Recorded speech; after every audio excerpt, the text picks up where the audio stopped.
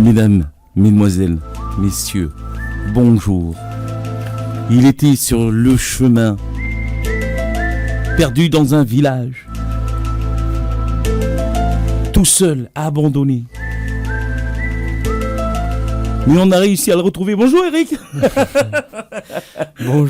Bonjour GG, bonjour à tous. Comment ça va?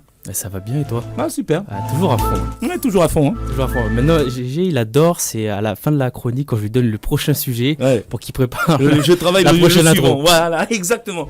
En fait, si un jour vous passez à la radio, que vous voyez GG en train de se gratter la tête, c'est pas qu'il est en train de préparer son émission, il l'a déjà fait ça. Non, il réfléchit à une intro encore plus spéciale que la dernière fois. Voilà, en effet, parce qu'on va parler un petit peu science. Science-fiction, mais surtout fiction. Oui. C'est le cas de le dire. Oui, et on va surtout parler arnaque. Surtout. Voilà, bienvenue tout le monde, bienvenue dans Technique, votre chronique quotidienne sur l'actualité scientifique. Aujourd'hui, nous allons parler d'une découverte un peu particulière qui a fait sensation dans les médias il y a quelques semaines à tous les amateurs de tacos. Je parle bien le vrai tacos, pas le French tacos. La présentation de 2 momies extraterrestres au Parlement mexicain.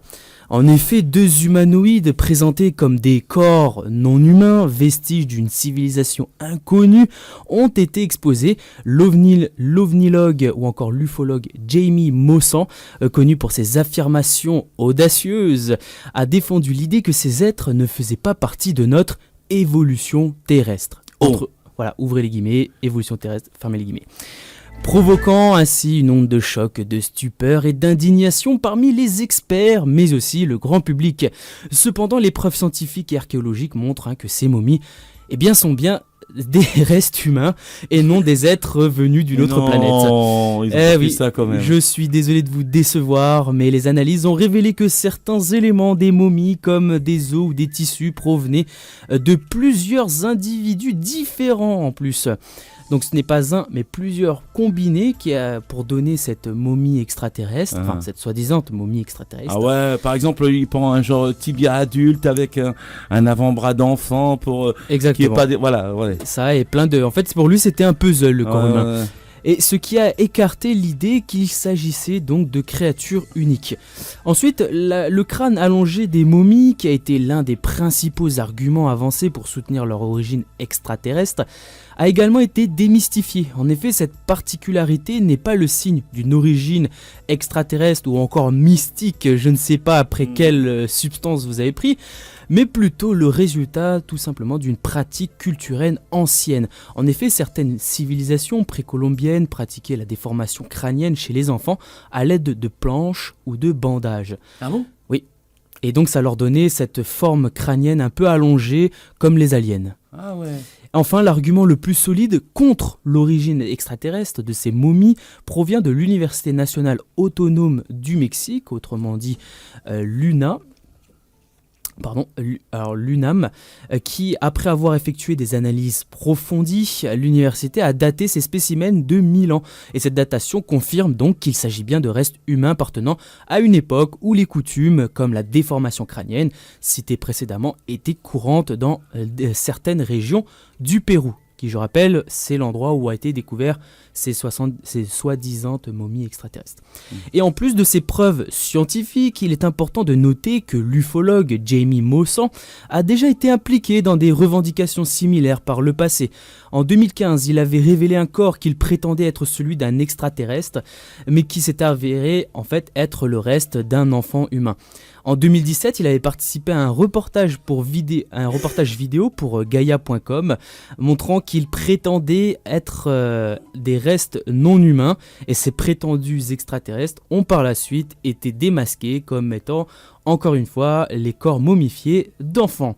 Face à ces éléments, il est clair que les momies extraterrestres présentées au Parlement mexicain sont une supercherie grossière.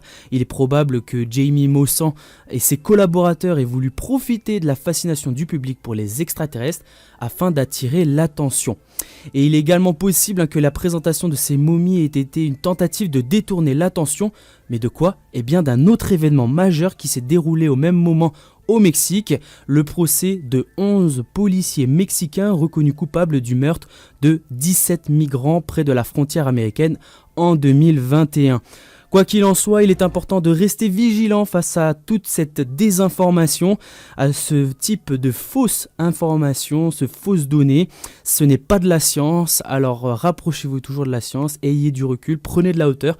Il est toujours très important de vérifier les sources et de ne pas se fier aux affirmations, surtout quand elles sont extraordinaires et qui ne sont pas étayées par des preuves scientifiques, et notamment tout ce qu'on peut trouver sur Internet. Je vous remercie. Oui, mais en étant ufologue, ovnilogue, est-ce qu'on n'est pas scientifique déjà aussi? On n'est pas classé dans cette catégorie-là? Alors dans ce cas, je vais Non. te dire Non. un astrologue. Un astrologue? Ouais, non, ok. Ça n'a rien à voir avec un astronaute. Un astronome, il fait de la science. Un astronome fait de la science. L'astronomie, là on Ouais. étudie les astres. Ok. L'astrologie, on étudie les étoiles, la configuration des étoiles, ouais. c'est l'horoscope, ça. Ouais. Pourtant, il y a bien, effectivement, il y a bien logie. Ouais. Il y a bien log, qui vient de logia, qui Ouais. veut dire science, en grec. Voilà. Pourtant, mais ce n'est pas de... C'est pas une science exacte. Ce n'est pas une science. Donc c'est vrai que des fois c'est un peu un abus de langage de Ah, dire ouais. science alors que bon, Ouais. c'est pas C'est vraiment... pas du tout ça. Voilà. Ok. Bah voilà, maintenant on en sait un peu plus. Et sinon, pour le prochain thème, le prochain sujet, que je puisse travailler déjà sur l'intro. Eh bien, la prochaine fois, tu pourras mettre vers l'infini et l'au-delà, puisqu'on va s'envoler vers les étoiles. On va parler de Buzz l'éclair. Je ne vais pas vous faire rêver, je vais plutôt... Oh, quoique, peut-être vous faire rêver avec cette nouvelle K2-18b. Ce nom vous parle peut-être pas, mais ce serait une exoplanète qui serait potentiellement habitable. L'exoplanète K2-18b pourrait abriter un océan d'eau et peut-être même la vie, Ah selon ouais de récentes observations avec le télescope James Webb. Avec le télescope quoi? Enfin, c'est le satellite, quoi. Le satellite. James Webb. Ah ouais. Ok. Maintenant.